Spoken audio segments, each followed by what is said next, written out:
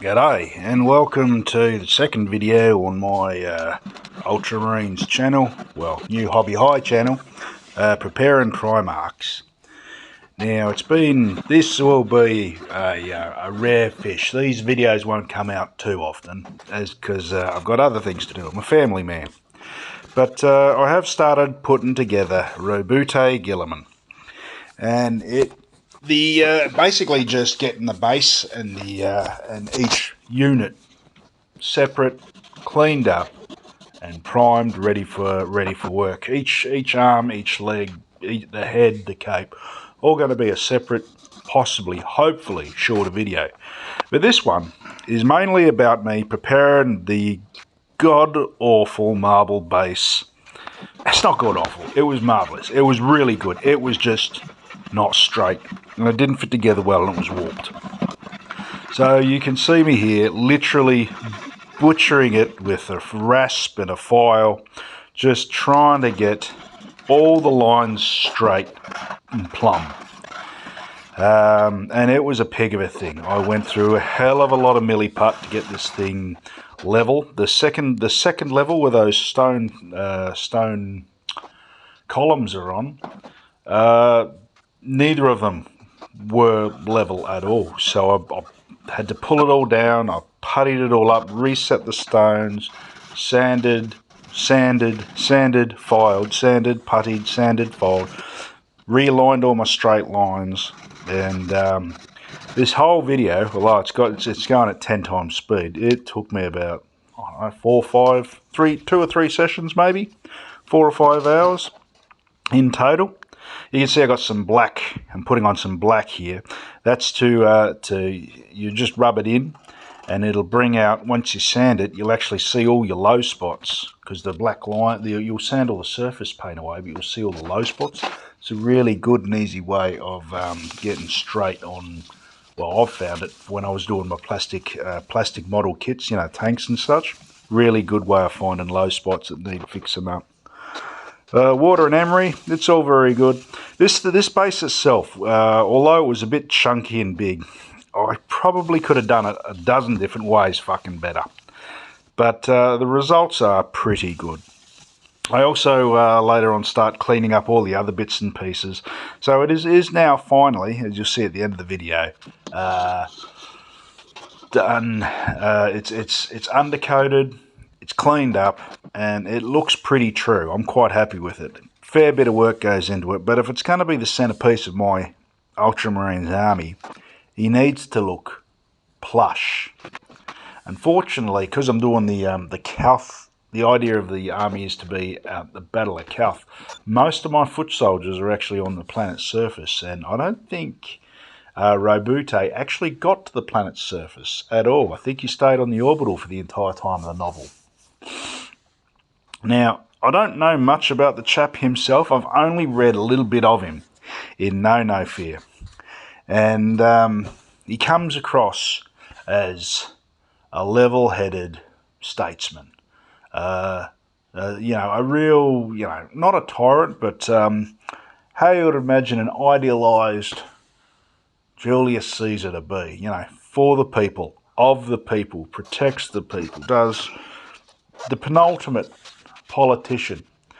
Yeah, you used to see me quickly just spraying all the resin chips down with vinegar and water so it doesn't get in the air too much.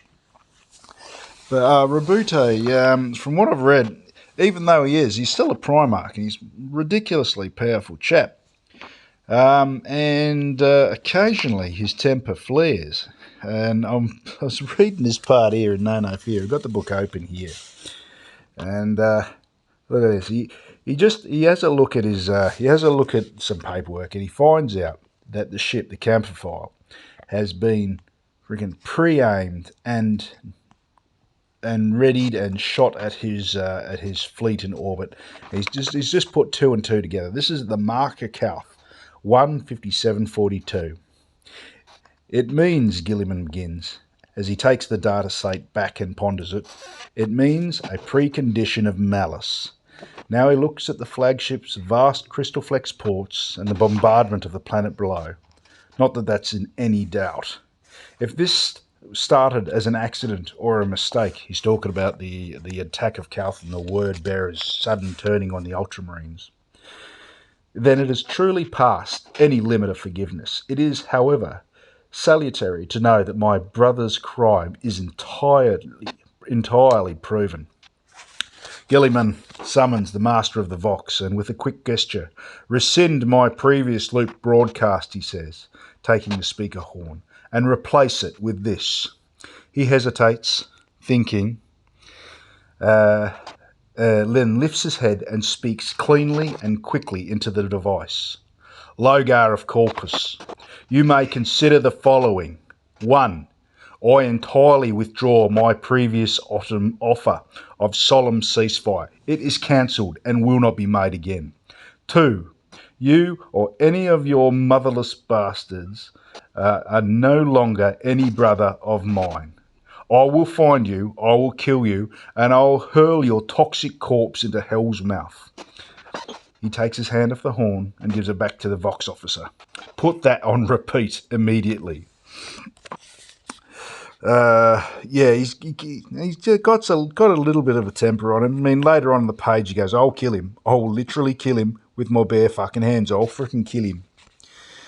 And, yeah. There we go. Here's the other bit that he flashes a bit of temper. I'm just finding the page in the book. Okay, here we go. All right, so after that broadcast, Lorgar freaking gets back to him. And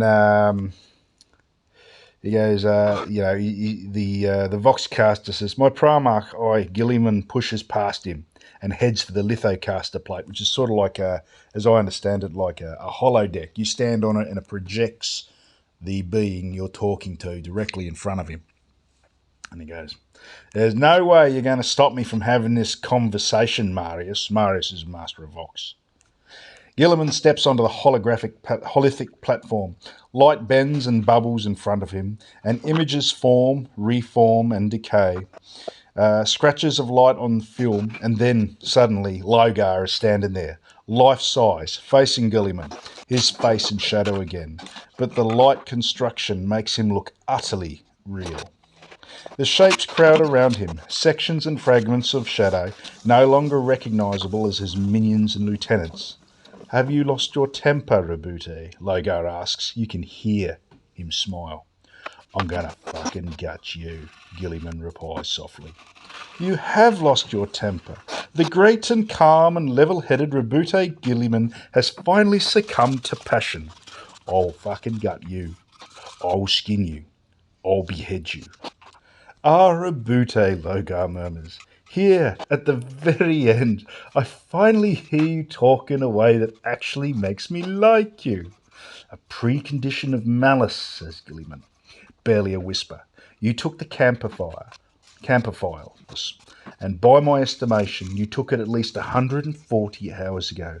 You took the ship. You staged this. You organised this atrocity, Lorgar. You made it seem like a terrible accident so you could capitalise on our mercy, and you made us stay our hand while you committed murder. It's called treachery, Roboute, and it works very well. How did you find out? We back-plotted the Camperfile's route, and once we worked out what had hit the yards, we looked at the plot, and the notion of an accident becomes laughable. And this is the notion you can hurt me, replies Logar. I'm not going to debate it, you maggot, you treacherous bastard. I just wanted you to know that I'll rip your living fucking heart out. I want you to know, but before I do, I want to know why. Why? Is this our puerile old feud that's boiled to the surface? Are you the most pathetic soul in the cosmos? Our father should have left you out in the snow at birth. I should have fed you to rust, you worm, you fucking maggot. Lorgar raises his face slightly so Guilliman can see a hint of a smile out of the shadows of his face. This has nothing to do with our enmity, Roboute, except that it affords me the opportunity to avenge my honour on you and your ridiculous toy soldiers. This is just a delicious bonus. No, this is the Ushal Thru, Kalth is the Ushkal through, an offering. It is the sunrise of the new galaxy and a new order. You rambling bastard. The galaxy is changing, Roboute. It is turning upside down. Up will be down, down will be up. Our father will be tossed out of his throne and he will fall down, and no one will put it back together again. Loga, you. No, you listen to me, Roboute. You think you're so clever, so wise, so informed, but it has started already. It is already underway. The galaxy is turning on its head and you will die. Our father will die, and so will all the others because you are too stupid to see the truth. Guilliman steps towards the lithocast phantom as if he might strike it down or snap its neck.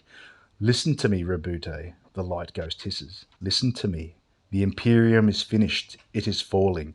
It is going to be done. Our father is done. His malicious dreams are over, and Horus is rising. Now you listen to that. That doesn't sound like much of a statesman, but as the book progresses, he seems to have a hell of a lot of character to him, and I really like it. I really think I've picked the right Legion. I don't know. I mean, Lorca. I mean, just to be someone so unabasedly evil, like Lorgar and Erebus and Corphoron in the books. I mean, that must be a fun character to have in your army. I mean, I can't even play bloody Mass Effect without choosing the bloody. If I choose a bloody renegade option and swear at a character in a computer game, I feel bad. I can't play Red Dead Redemption and play a bastard because I feel bad. But just to have a freaking absolutely unrepentantly evil bugger like Lorgar bouncing off an absolute paragon of might, majesty, and freaking goodwill towards all mankind, like Guilliman, it's just phenomenal. I really like it. I really dig it. Anyway, we're coming up to the end of the video, and this is the end of the second session after cleanup. And I haven't actually previewed this. I'm just having a bit of a ramble, but I really hope that you can see the actual detail of the end of the on the base, how smooth I've got it, straight. It's all. I had to recarve all the lines so they all lined up because none of them lined up. It was a really nice little project just getting this already. Oh, there it is. Have I returned? No, here it is. 3, 2, 1, boom, there. All right, so there's that big noble head. I would like to get 2 or 3 more of these and actually make little busts to stick around as objectives. All the little ultramarine things are glued onto there. Oh, God, jeez, it looks so detailed. I'm terrified to paint it. And here's the base. Everything nice, straight and grey. Now have a look at this. All the lines lined up. Nice, smooth, straight marble. I can still see a few divots in the sun, but I'll get them cleaned up. But I think that looks absolutely marvellous from what the original setup was. Anyway, this has been Preparing Primarchs. The next episode will be painting.